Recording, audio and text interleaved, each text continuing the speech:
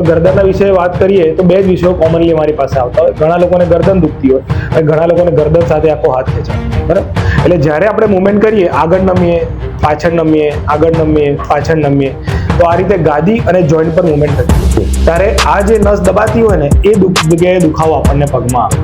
આનું sciatica identify થઈ ગયું છે, તે સારવારના કયા કયા તબક્કા આવે છે? જી, હવે પહેલા એવું હતું કે સાયટિકાના પ્રોબ્લેમ તો ઓલ્ડ એજમાં થાય, પણ હવે યંગ એજમાં બી આ વિષય એટલો કોમન થઈ ગયો. આ જે એન્ડોસ્કોપ છે એની રફલી કોસ્ટ 8 lakhs ની આજુબાજુ હોય છે. 8 લાખ રૂપિયા માં શું છે, આ ઇન્સ્ટ્રુમેન્ટ એકદમ સામાન્ય છે, દેખીતી રીતે તો કોઈ બી બનાવી શકે, 200-300 રૂપિયા જેવું લાગે. હા, પણ આ જ ઇન્સ્ટ્રુમેન્ટ 1.25 લાખ થી 1.5 લાખ. હા, એકદમ out of the way question છે બીકોઝ ઓફ પોડકાસ્ટ અમારે આવું કરવું પડે છે. કેમ છો દર્શક મિત્રો? મજામાં? હું મનોજ શાહ, આપ સૌ જાણો છો રીસેટ હેલ્થ ક્લબના પ્રમુખ તરીકે હું કાર્યરત છું. અને આજે આપણે વડોદરાની પ્રતિષ્ઠિત વાયરોક હોસ્પિટલમાં છે અને આજે આપણી સાથે વાર્તાલાપમાં જોડાયા છે ડૉક્ટર પ્રતિક પટેલ સર, કે જેઓ સ્પાઇન સ્પેશિયાલિસ્ટ છે. તો સર, અમારા પ્લેટફોર્મ પર આપનું સ્વાગત છે, વેલકમ. અને અમારા દર્શક મિત્રોને આપનો પરિચય આપો અને આપણું કાર્યકાલ પણ જણાવો જેથી માહિતગાર થાય, પ્લીઝ સર. થેન્ક યુ પહેલાં તો મને ઇન્વાઇટ કરવા માટે. મારું નામ ડૉક્ટર પ્રતિક પટેલ છે અને એઝ અ સ્પાઇન સર્જન હું વાયરોક હોસ્પિટલમાં ડિપાર્ટમેન્ટ સંભાળું છું. હવે મારી ટ્રેનિંગ વિશે વાત કરીએ તો મેં ઓર્થોપેડિકની ટ્રેનિંગ મારી દિલ્હીથી કરી. એના પછી મેં મારી સ્પાઇનની ફેલોશિપ મુંબઈ, ઇન્દોર અને દિલ્હીથી કરી અને મારી એન્ડોસ્કોપીની ટ્રેનિંગ મેં યુકે અને કોરિયાથી કરી છે. છેલ્લા 4-5 વર્ષથી હું વાયરોકમાં as a spine surgeon work કરું છું અને અહીંયા હું રેગ્યુલર ઓપીડી અને સર્જરી માટે અવેલેબલ છું. આની સાથે મેં દિલ્હીની જેવી રીતે સરગંગારામ hospital, Indian spinal cord injury centre, મુંબઈની હિન્દુજા હોસ્પિટલ અને ઇન્દોરની શેલ્બી હોસ્પિટલ, આ બધી પ્રતિષ્ઠિત હોસ્પિટલમાં બી મેં વર્ક કર્યું છે. અને એ પછી હું વાયરોક હોસ્પિટલમાં છેલ્લા 4-5 વર્ષથી as a spine surgeon work કરું છું. સો મારો ઓર્થોપેડિકનો એક્સપિરિયન્સ 3 વર્ષ અને મારા સ્પાઇન સર્જરીનો એક્સપિરિયન્સ 7 વર્ષનો છે.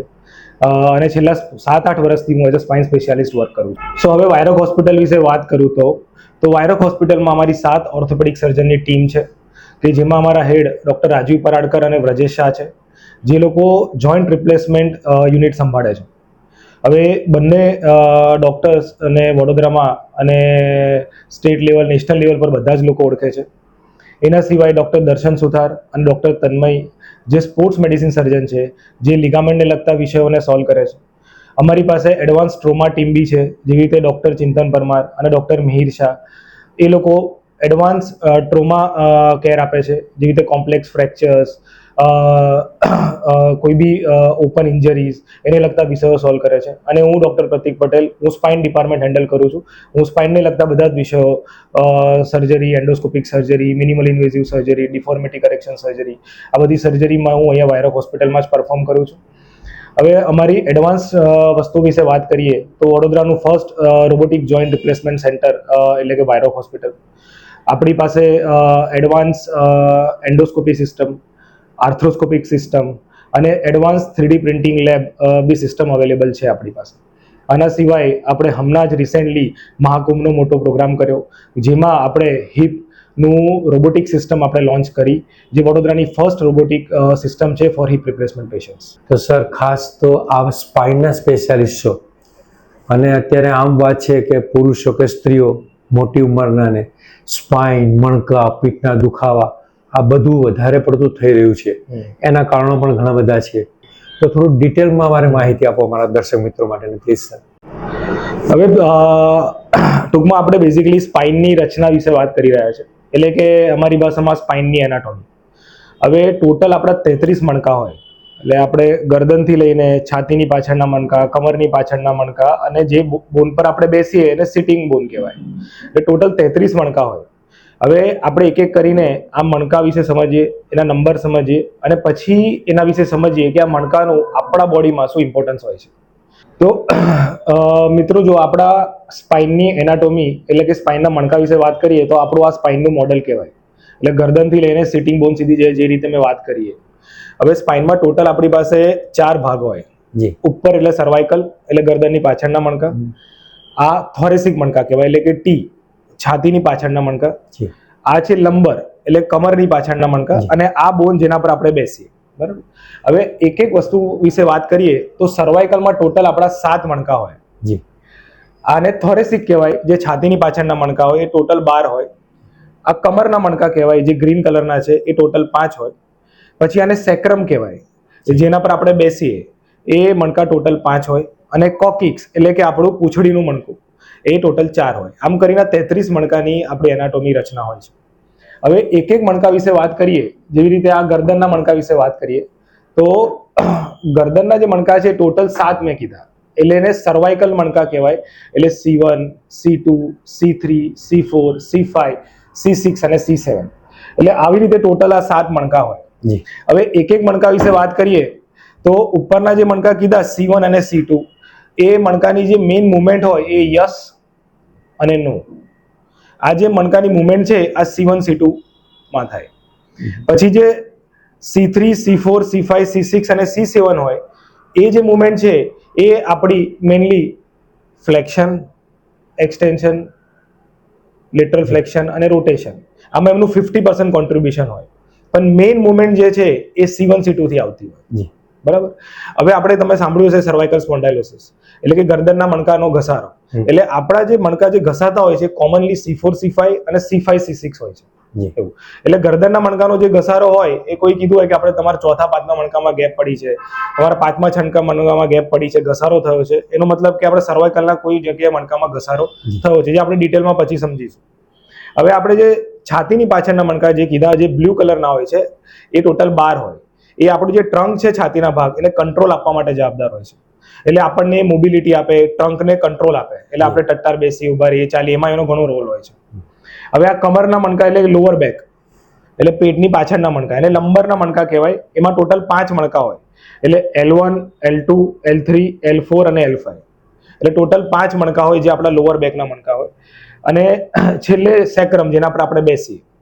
હવે સર્વાઇકલ સ્પોન્ડાઇલોસિસ જેવી રીતે વાત કરી, એવી રીતે કમરમાં બી ઘણા લોકોને સ્પોન્ડાઇલોસિસ, સાયટિકા, નસ દબાવી, એ બધા વિષયો થતા હોય છે. એ મેઇનલી લંબર મણકાઓને કારણે થતું હોય છે. અને ઘણા લોકોને પૂંછડીનો દુખાવો હોય, કે વધારે બેસી ના રહેવાતું હોય, કોઈ જગ્યા પડ્યા હોય, કાં તો બાથરૂમમાં પડી ગયા હોય, એના કારણે કોકિક્સ જે બોન આવે ટીપ, એમાં લોકોને કાફી વાર ઇન્જરી, સ્વેલિંગ કાં તો ફ્રેક્ચર થતું હોય, એના કારણે બેસવામાં તકલીફ પડતી હોય. સર, દર્શક મિત્રોને મોડેલ સાથે ખૂબ સરળતાથી સમજાવ્યું હશે આ વાત. પણ મારે એ પણ જાણવું છે કે આ બધા જે ભાગ છે મણકાના, તો એ ભાગોને લગતા ડેમેજ હોય, કંઈક અસરો થાય છે શરીરમાં, અને આપણી પાસે આવે તો એ કઈ કઈ રીતની અસરો કે રોગ જે કહી શકાય, એ શું હોય છે? જેવી રીતે કોમન વિષયો વિશે વાત કરું તો એક છે ગરદનનો દુખાવો. ઘણા લોકો અમારી પાસે આવતા હોય છે જેની કમ્પ્યુટર જોબ હોય, સુવાની સ્ટાઇલ પ્રોપર ના હોય, મોબાઈલ જોવાની હેબિટ વધારે હોય, એટલે ગરદનના વિષયો બહુ જ કોમન હોય. તો ગરદનના વિશે વાત કરીએ તો 2 જ વિષયો કોમનલી અમારી પાસે આવતા હોય. ઘણા લોકોને ગરદન દુખતી હોય અને ઘણા લોકોને ગરદન સાથે આખો હાથ ખેંચાતો હોય. હવે ગરદન દુખવી એટલે કે સ્પોન્ડાઇલોસિસ, એનો મતલબ કે આપણા નેક મસલ્સ અને પોસ્ચર કંઈ ને કંઈ બરાબર નથી, એટલે નેક પેન થાય છે. બીજો વિષય છે કે આપણી જે આ તમને નર્વ્સ દેખાય છે, એ કોઈ જગ્યાએ નસ દબાતી હોય કે ડિસ્ક ખસી ગઈ, નસ દબાઈ ગઈ, તો દુખાવો હાથમાં આવે. પછી હાથમાં ખાલી ઝંઝનાટી થવી, કઈ વસ્તુ પકડાય ના, કઈ વસ્તુ ઉચકાય ના, વ્હીકલ ચલાવવામાં તકલીફ પડવી, આ 2 કોમનલી વિષય અમારી પાસે લોકો આવતા હોય. હવે છાતીના મણકા વિશે વાત કરીએ. આ કોમનલી આ જગ્યાએ જે પ્રોબ્લેમ થતો હોય છે ને, એ ઓલ્ડ એજમાં થતો હોય છે. જેવી રીતે ઓસ્ટિયોપોરોટિક ફ્રેક્ચર, એટલે હાડકાં વીક હોય અને બાથરૂમમાં પડ્યા હોય તો કોઈને થાપામાં ફ્રેક્ચર થાય, કાં તો સ્પાઇનમાં ફ્રેક્ચર થાય. જે સ્પાઇનમાં ફ્રેક્ચર થાય છે એ કોમનલી આ થોરેસિક મણકામાં થતું હોય છે, જે બ્લુ કલરના બતાવ્યા છે. બીજું, સ્પાઇનને લગતા ઇન્ફેક્શન, જેવી રીતે કે ટીબી કે ભાઈ પાયોજેનિક ઇન્ફેક્શન, એ બી થોરેસિક મણકામાં ઘણા કોમન છે. બીજું છે કે લોઅર બેકના વિષય, જે રીતે આ ગ્રીન મણકામાં આપણે કમર વિશે કોમનલી સાંભળ્યું હશે કે કમર દુખે છે, થાપામાં દુખે છે, પગમાં નસ ખેંચાય છે, વધારે ઊભા નથી રહેવાતું, ચલાતું નથી, થોડું ઊભા રહેવા ચાલવામાં આવે છે, કમર દુખે છે, પગમાં નસ ખેંચાય છે, બેસી જવું પડે છે. આ બધા વિષયો કમરના કારણે થતા હોય. એ કોમનલી 3 સ્ટેજમાં થતા હોય. એક છે લંબર સ્પોન્ડાઇલોસિસ, એટલે કે કમરનો ઘસારો. બીજું છે કે કમરમાં કોઈ જગ્યાએ સ્લીપ ડિસ્કના કારણે નસ દબાતી હોય તો દુખાવો પગમાં આવે, જેને આપણે સાયટિકા કહીએ, આખો પગ પકડાય. બીજું છે કે મણકા ઉપર જે મણકો હોય એ આગળ ખસી જવો, જેને અમારી ભાષામાં સ્પોન્ડાઇલોલિસ્થેસિસ કહીએ, એટલે કે મણકો ખસવાના કારણે નસ દબાય છે, જેના કારણે પછી વધારે ઊભો નથી રહેવાતું, ચલાતું નથી. આ 3 કોમન લોઅર બેકના વિષય અમારી પાસે આવતા હોય છે. બીજું કે રેર વિષયો જેવા કે સ્પાઇનલ કોર્ડમાં ગાંઠ થવી, સ્પાઇનને લગતા કેન્સરો થવા, અને કોઈને એક્સિડન્ટ થાય અને ફ્રેક્ચર થઈ જવું, સ્પાઇનલ કોર્ડ દબાઈ જવી, એવા બી વિષયો રેર કેસમાં અમારી પાસે આવતા હોય છે. સર, દર્શક મિત્રોને મોડેલ સાથે ખૂબ સરસ રીતે સમજાયું, પણ સર એવું સાંભળવા મળે છે, અમારા ગુજરાતીમાં એવું કહેવાય, ગાદી ખસી ગઈ, મણકો કંઈક ખસ્યો, મણકો તૂટ્યો અથવા નસ દબાઈ ગઈ, અને ખાસ પ્રચલિત શબ્દ છે કે સાયટિકાનો પ્રોબ્લેમ છે. આપ પણ એવું કહો છો કે સાયટિકા તમને થયું છે, અમે પણ એવું વિચારીએ છીએ એક સામાન્ય સમસ્યા કે સાયટિકા છે આ કંઈ. તો થોડુંક આના પર દર્શક મિત્રોને માહિતી આપો કે આ શું છે, ગાદી ખસવું, નસ દબાવવું, સાયટિકા. એટલે સાયટિકા વિશે વાત કરીએ તો આપણે ગુજરાતી ભાષામાં એને સરળ રીતે રાંઝણ કહેતા હોય છે. હવે સ્પાઇનને લગતા મેં વિષયો જે રીતે વાત કરી, એમાં જે સાયટિકા છે એ મોસ્ટ કોમન વિષય છે. જી. હવે પહેલાં એવું હતું કે સાયટિકાના પ્રોબ્લેમ તો ઓલ્ડ એજમાં થાય, જે 50, 60, 70s હોય, પણ હવે યંગ એજમાં બી આ વિષય એટલો કોમન થઈ ગયો છે. ફર્સ્ટ કે sedentary lifestyle, obesity, improper weight lifting, જીમની ખરાબ ટેકનિકથી વજન ઉચકી ગયું, કોઈ જગ્યાએ ઇન્જરી થઈ, આ બધા વસ્તુના કારણે ઇવન સ્કૂલ ગોઈંગ ચિલ્ડ્રનમાં બી આ વસ્તુ હવે જોવા મળે છે. એટલું હવે આ કોમન વિષય થઈ ગયો છે.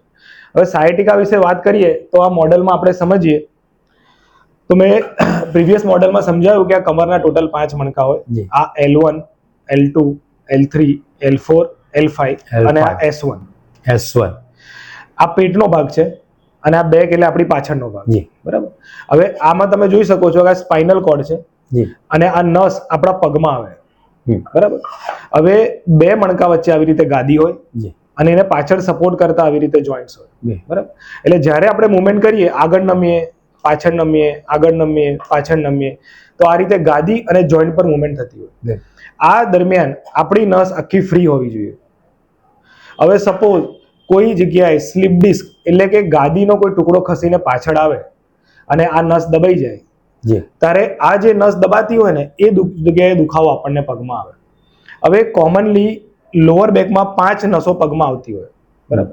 એટલે L1 જે પહેલી નસ છે એ આપણા હિપ પાસે આવે, L2 બીજી નસ આપણા થાઈ પાસે આવે, L3 એટલે આપણી ની પાસે આવે, L4 એટલે આપણું જે કાફ મસલ હોય એના સાઈડમાં આવે, અંદરની બાજુ, L5 એટલે બહારની બાજુ કાફ મસલમાં, અને S1 એટલે આપણા પંજા સુધી જાય. હવે આ સાયટિકા વિશે ડિસ્કસ કરીએ તો સપોઝ કોઈને ચોથા મણકાની નસ દબાતી હોય L4, L5 અને જો 5મા નંબરની નસ દબાતી હોય તો દુખાવો આપણા કાફ સુધી આવે. હવે જો બીજા નંબરની નસ દબાતી હોય તો થાઈ સુધી આવે. એટલે કમર સાથે દુખાવો અને દુખાવો પગમાં જાય એને આપણે સાયટિકા કહીએ. સર, આપણે થોડીક ચર્ચા આગળ વધારે કે મને પીઠમાં દુખે છે કે પગમાં દુખે છે, તો મને કેવી રીતે ખબર પડે કે આ સાયટિકાના લક્ષણો છે? તો આ ઘણો સારો ક્વેશ્ચન છે. સાયટિકાના સિમ્ટમ્સ વિશે વાત કરીએ તો મોસ્ટ કોમન સિમ્ટમ્સ છે બેક પેઇન એટલે કે કમરનો દુખાવો. બીજો સિમ્ટમ્સ છે કે એ નસ દબાવવાના કારણે પગમાં દુખાવો આવે, એટલે આપણને થાપાથી લઈને આખી પગ નીચે સુધી દુખે. બીજું છે કે પગમાં ખાલી ઝંઝનાટી આવે, એટલે એક ટાઈપની ટિંગલિંગ અને નમનેસ. ફોર્થ સિમ્ટમ્સ છે કે આપણને પગમાં વીકનેસ જેવું લાગે, એટલે એડી પર અને પંજા પર ચાલવામાં તકલીફ પડે, એટલે ઘણા લોકોને તો ચાલવામાં બેલેન્સ જવું અને ચાલવામાં ચપ્પલ નીકળી જવા આવું બી થતું હોય છે. અને ફિફ્થ સિમ્ટમ્સ છે એટલે કે સંડાસ અને પેશાબની નસમાં ડેમેજ થવાના કારણે વારંવાર બાથરૂમ કરવા જવું પડે, બાથરૂમ રોકી ના શકાય, કોન્સ્ટિપેશન રહેતું હોય છે. આ બધા મોસ્ટ કોમન 5 સિમ્ટમ્સ છે જે સાયટિકામાં થતા હોય છે. એટલે આપણે કહેતા હોય છે કે જો સાયટિકાનો વિષય હોય કોઈને અને 2-3 મહિનાથી કન્ટિન્યુઅસ ચાલતો હોય તો તમારે નજીકમાં કોઈ સ્પાઇન સ્પેશિયાલિસ્ટને જઈને તમારે એનું કન્સલ્ટ કરવું જોઈએ. સર, આપે કહ્યું એવા લક્ષણો માનો કે મને જણાય છે તો હું આપની પાસે આવું છું, તો એ નિદાનના કયા તબક્કા છે? પહેલા તો સાયટિકા વિષય ગંભીર તો છે પણ એટલો બી ગંભીર નથી કે એના સોલ્યુશન નથી. અને આઈ હોપ કે તમને તો ના જ થાય અને કોઈને બી ના થવો જોઈએ આ પ્રોબ્લેમ. હવે સાયટિકાના ડાયગ્નોસિસ વિશે વાત કરીએ કે જ્યારે દર્દી ફર્સ્ટ ટાઈમ અમારા પાસે આ સિમ્ટમ્સ માટે આવે તો અમે એમને પૂછીએ કે તમને શું તકલીફ છે, જેવી રીતે બેક પેઇન છે, પગમાં દુખાવો છે અને કેટલા દિવસથી છે. પછી એમને પૂછીએ કે શું તમને કોઈ ઇન્જરી થઈ હતી, તમે પડ્યા હતા, કંઈ તમે વજન ઉચક્યું હતું, કંઈ ટ્રાવેલિંગ કર્યું હતું, કોઈ પોસ્ચર્સમાં આવી ગયું છે. આ બધા કારણો શોધવાની કોશિશ કરીએ કે શાના કારણે એમને આ સિમ્ટમ્સ ચાલુ થયા. પછી એમને અમને ક્લિનિકલી ચેક કરતા હોય કે ભાઈ પગની તાકાત બરાબર છે, વોશરૂમ લેટ્રિનની તાકાત બરાબર છે, પગની મૂવમેન્ટ બધી ઓકે છે, બધું ઓકે હોય અને પછી અમે ડાયગ્નોસિસ સ્વરૂપે એમનું એક્સરે કરાવતા હોય છે. જે એક્સરે બેઝિક અને ફર્સ્ટ ઇન્વેસ્ટિગેશન છે. હવે એક્સરે વિશે હું વાત કરું તો કોઈ બી આપણે સ્પાઇનનો જ્યારે એક્સરે કરીએ તો સ્પાઇનમાં મેં તમને આગળ બી એનાટોમીમાં સમજાવ્યું કે એમાં 3 વસ્તુ હોય: મણકો એટલે કે બોન, હાડકું, ગાદી અને પાછળ આ યલો કલરની નસ. હવે જ્યારે બી આપણે એક્સરે કરાવીએ તો એક્સરેમાં આપણને ખાલી હાડકું જ દેખાય. હવે ગાદી અને નસ એ આપણને એમઆરઆઈમાં દેખાય. હવે એક્સરે જ્યારે હું કરાવું તો એમાંથી મને શું શું ખબર પડે કે જેવી રીતે કોઈ 2 મણકા વચ્ચે ગેપ ઓછી થઈ ગઈ છે, મણકો ખસ્યો છે, એ બધા ઇન્ફોર્મેશન મને મળે. પણ કોઈને સાયટિકા વિષય હોય તો ઇન્વેસ્ટિગેશન ઓફ ચોઇસ એમઆરઆઈ જ છે. એમઆરઆઈમાં જ આપણને ખબર પડે કે ગાદી સ્લીપ થઈ છે, કોઈ નસ દબાઈ છે, અને એમઆરઆઈમાં જ આપણને 100% શ્યોરિટી મળે કે અમને સાયટિકા કેટલું વધારે છે. એટલે સર એનો મતલબ એવો થયો કે એમઆરઆઈ કરાવી લેવો જોઈએ જેથી પિન પોઇન્ટેડ ખબર પડે કે આ મણકો ને આ નસ દબાઈ છે જેના કારણે આ ઉદ્ભવ્યું છે. યસ, જો આવા કોઈને સિમ્ટમ્સ હોય અને આપણે નોર્મલી ટ્રાય કરતા હોય છે કે 6 વીક સુધી કન્ઝર્વેટિવ ટ્રીટમેન્ટ એટલે કે મેડિસિન અને કસરતથી મટી જતો હોય છે, પણ કોઈને પ્રોબ્લેમ સોલ્વ જ નથી થતો, વધ્યા જ કરે છે, 2-4 મહિનાથી કન્ટિન્યુઅસ આ દર્દથી પીડાય છે, તો પછી આપણે એમઆરઆઈ કહેતા હોય છે. કાં તો પછી કોઈને પેરાલિસિસ, વોશરૂમ લેટ્રિનમાં તકલીફના સિમ્ટમ્સ ચાલુ જ થઈ ગયા હોય તો આપણે અર્લી એમઆરઆઈ કરાવવાનું કહીએ છીએ. સર હજુ પણ મને ચર્ચામાં એક વાત જોઈએ છે કે સીધા આપણે જ્યારે કંઈક દુખાવા થાય છે તો આપણા પોતાના ફેમિલી ડોક્ટર્સ છે અથવા એમડી પાસે જઈએ છીએ તો એવો કયો તબક્કો આવે છે, પીડાનો કહો કે લક્ષણોનો કહો, કે પછી સ્પાઇન સર્જન એટલે કે આપને જ મળવું પડે અને પછી ક્યોરેબલ સિસ્ટમ શરૂ થાય છે? એ સર વધારે ડિટેલથી સમજાવો. એટલે ઘણો સારો ક્વેશ્ચન છે. આને હવે અમારી ભાષામાં રેડફ્લેક્સ કહેતા હોઈએ છીએ. એટલે સ્પાઇનના રેડફ્લેક્સ એટલે આ જો લક્ષણો જો તમને હોય તો તમારે સ્પેશિયાલિસ્ટને કન્સલ્ટ કરવું. એક છે કે તમારો બેક પેઇન અને પગનો દુખાવો 2 મહિનાથી કન્ટિન્યુઅસ ચાલે છે અને એનો ઇમ્પ્રુવમેન્ટ નથી આવી રહ્યો. બીજો પ્રોબ્લેમ છે કે વોશરૂમ લેટ્રિનની તાકાત ઓછી થવા લાગી છે. ત્રીજું છે કે પગમાં પેરાલિસિસ એટલે લખવાની શરૂઆત થવા લાગી છે. બીજું છે કે ચાલવામાં બેલેન્સ જવું, ચપ્પલ નીકળી જવા એવા કોઈ ઇસ્યુ થવા લાગ્યા છે. બીજું છે કે સ્પાઇનમાં પેઇન સાથે ફીવર આવે છે તમને, કાં તો તમને પાસ્ટમાં કોઈ કેન્સરની હિસ્ટ્રી છે અને એની સાથે આપણને બેક પેઇન થાય છે. આવા કેસમાં તો આપણે સ્પાઇન સ્પેશિયાલિસ્ટને મળવું જ જોઈએ. એટલે અમે પીડાના તબક્કા અમારા ઘટી જાય છે. તો સર માનો સાયટિકા આઈડેન્ટિફાઈ થઈ ગયું છે તે સારવારના કયા કયા તબક્કા આવે છે, કે મેડિસિન હોય કે વગેરે વગેરે સર્જરી સુધીના, એ સર સમજાવો. તો હવે સાયટિકાની આપણે ટ્રીટમેન્ટ વિશે વાત કરીએ તો 2 ટાઈપના પ્રેઝન્ટેશન હોય. એક છે એક્યુટ પ્રેઝન્ટેશન એટલે કોઈને અચાનકથી સાયટિકાનો દુખાવો આવે, 2-4 દિવસથી સિમ્ટમ્સ હોય, અને એક છે ક્રોનિક સાયટિકાના સિમ્ટમ્સ કે જેને લાંબા સમયથી આ પ્રોબ્લેમ છે, વર્ષ, 2 વર્ષ, 3 વર્ષ. હવે જ્યારે એક્યુટ પ્રેઝન્ટેશન પાસે આવે ત્યારે આપણે એમને કહેતા હોય છે કે તમે મેડિસિન લો અને ફિઝિયોથેરાપી ચાલુ કરો. જેમાં ઇનિશિયલી જ્યારે પેઇન વધારે હોય ત્યારે આપણે એમને ખાલી શેક કરવાની એડવાઇસ આપતા હોય છે, જેવી રીતે ટેન્સ, અલ્ટ્રાસાઉન્ડ, આઈએફટી અને આઈસ પેક. હવે જો આ બેઝિક શેક, આઈસ પેક અને પેન કિલર્સથી એમનું જો પેન ઓછું થાય 10-1 દિવસમાં, પછી આપણે મેડિસિન બંધ કરીને એમને કહેતા હોય છે કે હવે તમે 1 થી 2 મહિના માટે રેગ્યુલર ફિઝિયો કરો અને પોસ્ચરલ કેર એટલે અર્ગોનોમિક્સ પર ધ્યાન આપો. એટલે બેસવા ઉઠવાનું કેવી રીતે એનું ધ્યાન આપો. જો આ 1.5 થી 2 મહિના લોકો એક્યુટ પ્રેઝન્ટેશન વખતે આ ટ્રીટમેન્ટ કરી લે છે એમને કોઈ દિવસ પ્રોબ્લેમ આગળ વધતો નથી. પણ આ પ્રોપર ટ્રીટમેન્ટ ના થઈ, ફિઝિયોથેરાપી પ્રોપર ના થઈ, કાં તો કોઈ દર્દી કેરલેસ રહ્યા તો આ પ્રોબ્લેમ પછી આગળ વધે. હવે આપણે સાયટિકા વિશે વાત કરીએ તો 90% લોકોને ફિઝિયોથેરાપી અને મેડિસિનથી સારું થઈ જ જતું હોય છે. આ એટલો મેજર પ્રોબ્લેમ નથી કે એમાં બહુ આપણે ટેન્શન લેવું પડે, ચિંતા કરવું પડે, એન્શિયસ થવું પડે, એવું નથી કે તમારી મોબિલિટી બંધ થઈ જાય. Everyone can do every activity, no issue. 10% લોકો એવા હોય છે કે જેને ફિઝિયોથેરાપી અને પોસ્ચરલ કેર અને મેડિસિનથી બી ફરક નથી પડતો. એવા 10% લોકો માટે પછી આપણે ટ્રીટમેન્ટ ચેન્જ કરવી પડે. તો પછી આપણે સેકન્ડ તબક્કાની ટ્રીટમેન્ટ કરીએ. જી. જે રીતે કે સ્પાઇનમાં ઇન્જેક્શન, તમે સાંભળ્યું હશે કે હા જી. સ્પાઇનમાં ઇન્જેક્શન આપવું પડ્યું અમને. જી. હવે સ્પાઇનમાં ઇન્જેક્શન જ્યારે કોઈ સ્લીપ ડિસ્ક થઈ નસ દબાતી હોય તો આપણે પર્ટિક્યુલર એ જગ્યાએ ઇન્જેક્શન મૂકવાથી ઘણીવાર નસના સોજા ઉતરી જતા હોય છે. તો 10માંથી બી 7 થી 8% લોકોને ફરક પડી જતો હોય છે ઇન્જેક્શનથી, કારણ કે ઇન્જેક્શનની એઝ સચ કોઈ સાઇડ ઇફેક્ટ નથી હોતી. ઇટ્સ અ પ્રોસિજર જેના માટે હોસ્પિટલમાં પેશન્ટ દર્દીને 3-4 કલાક માટે આવવું પડે અને પછી એ લોકો ઘરે જઈ શકે અને પછી ધીરે ધીરે ફિઝિયોથેરાપી કરીને એ લોકો રિકવર કરી જતા હોય છે. 2 થી 3% લોકો એવા હોય કે જેને ફિઝિયોથેરાપી, પોસ્ચરલ કેર, ઇન્જેક્શન કશાથી જ નથી ફરક પડતો. એવા લોકોમાં પછી આપણે સર્જરીની જરૂર પડતી હોય છે. ત્યારે પછી આપણે સ્પાઇનમાં એમને કહેતા હોય છે કે હવે જો કન્ટિન્યુઅસ પ્રોબ્લેમ ચાલુ છે, કાં તો પછી પગમાં પેરાલિસિસ, વીકનેસ, સંડાસ પેશાબમાં તકલીફ થવા લાગી છે, તો પછી સર્જરીનું ડિસિઝન આપવામાં આવે છે. એટલે સર્જરીનું ડિસિઝન એક્સ્ટ્રીમ કેસમાં જ અપાતું હોય છે. એઝ અ સર્જન કોઈ બી માણસ સર્જરીથી બીવે, અમે જાણીએ છીએ, અને સર્જરી કોઈને બી ના આવે એવી બધા જ પ્રાર્થના કરતા હોય. બિલકુલ. પણ આવે તો એવા જ ટાઈમમાં અમે સર્જરી કહેતા હોય છે કે જો સર્જરી ના કરાવવાથી ભવિષ્યમાં એમની ક્વોલિટી ઓફ લાઈફ ડિટોરિએટ થઈ શકે, કે સર્જરી કરવાથી they can live a better life. Second, કે જો અમારે સર્જરી કરવાની હોય તો શું અમે અમારા ઘરના કોઈ વ્યક્તિમાં, મારા રિલેટિવ્સમાં, કાં તો જો મને જ થયું હોય અને હું કરાવત તો જ કોઈને અમે સર્જરી એડવાઇસ કરતા હોય છે. એના વગર નોર્મલી કોઈ સર્જરી એડવાઇસ કરતું નથી.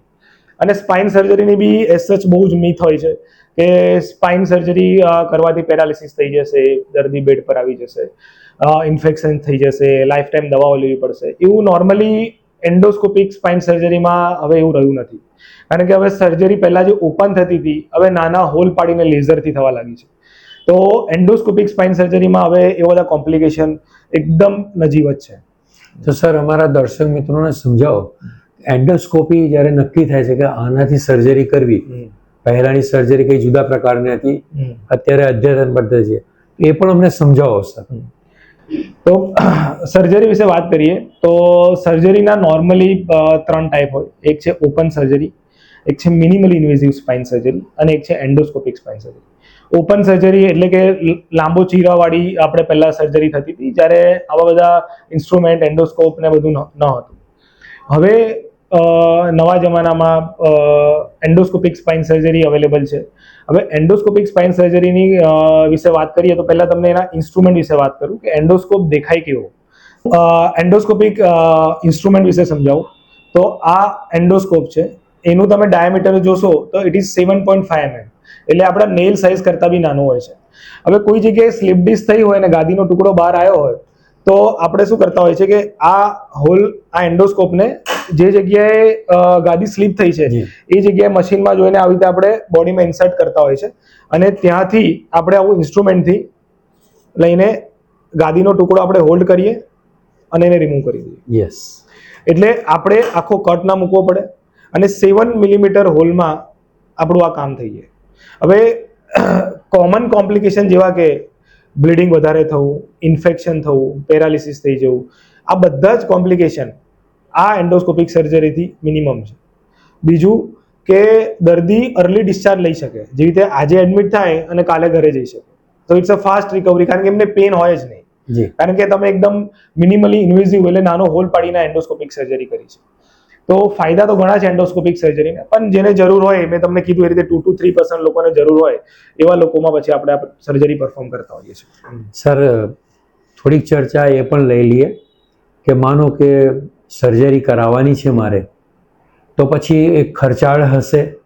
મેડિક્લેમની ફેસિલિટી અહીંયા છે, કેશલેસ વ્યવસ્થા પણ છે, પણ મારા જાણવામાં આવ્યું છે કે તમારું આ જે ઇન્સ્ટ્રુમેન્ટ છે એ પણ બહુ કિંમતી છે. તો દર્શક મિત્રોને જણાવો કે આ કેમેરા સાથે ઇન્સ્ટ્રુમેન્ટની કિંમત કેટલી છે, જો જણાવી શકાય તો. હા, એકદમ out of the way question છે આ. એટલે આ જે એન્ડોસ્કોપ છે એની સાથે ઘણા બધા ઇન્સ્ટ્રુમેન્ટ હોય, જેવી રીતે બ્લીડિંગ બંધ કરવા માટેનું ઇન્સ્ટ્રુમેન્ટ, પછી આપણે કોઈ જગ્યાએ બોનમાં એન્ટર થવું હોય તો આપણે બરિંગ હોલ કરવો પડે એનું ઇન્સ્ટ્રુમેન્ટ, આ સ્કોપ, આ બધા ઇન્સ્ટ્રુમેન્ટ. તો ઓવરઓલ આમ વાત કરીએ તો આ જે એન્ડોસ્કોપ છે એની રફલી કોસ્ટ 8 લાખની આજુબાજુ હોય છે. 8 લાખ રૂપિયા. જી. પછી ઇવન તમને એવું લાગે છે કે આ ઇન્સ્ટ્રુમેન્ટ માં શું છે, આ ઇન્સ્ટ્રુમેન્ટ એકદમ સામાન્ય છે, દેખીતી રીતે તો કોઈ બી બનાવી શકે, 200-300 રૂપિયા જેવું લાગે. હા, પણ આ જ ઇન્સ્ટ્રુમેન્ટ 1.5 લાખથી 1.5 લાખનું છે. જી 1.5 લાખથી 1.5 લાખ. એટલે આવા આપણી પાસે ઘણા બધા ઇન્સ્ટ્રુમેન્ટ હોય, કારણ કે અલગ અલગ વસ્તુ આપણે એક્સપર્ટીઝથી કરવાની હોય. બીજું કે આપણે જે કેમેરામાં જોઈને કામ કરતા હોય એ કેમેરો 4K કેમેરો હોય. હવે એની જે અમારી સિસ્ટમ છે એ 30 to 40 લેક્સની છે.